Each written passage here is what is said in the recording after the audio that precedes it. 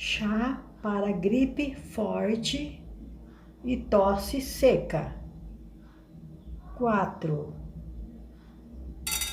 cravo da Índia, 4 pedacinhos de canela,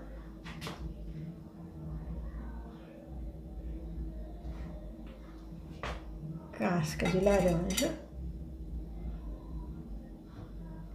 casca de limão.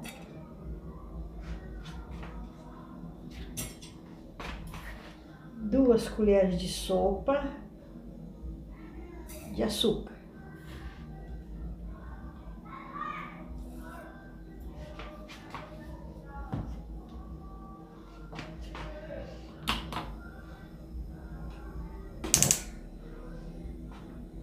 Vamos derreter. Vou queimar um pouco o açúcar. Com esses preparados.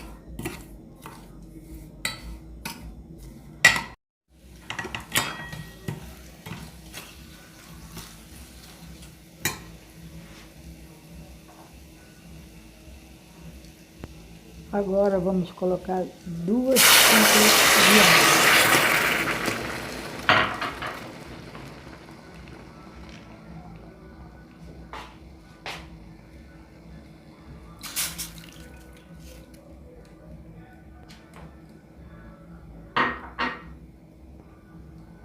Vamos tampar mais um bocadinho.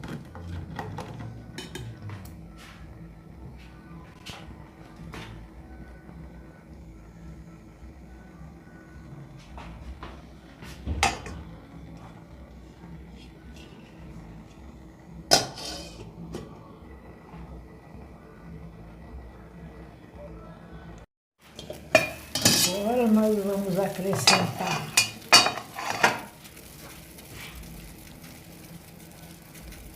o hortelã, uma colherzinha de erva doce,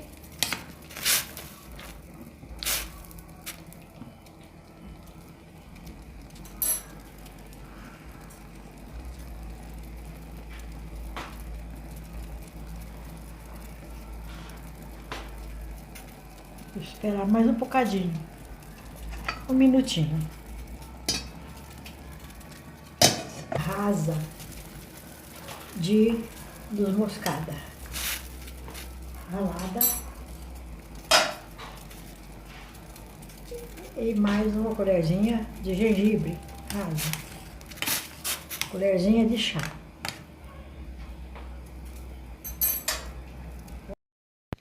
Está pronto o chá. Pode tomar até 2 vezes ao dia esse chá.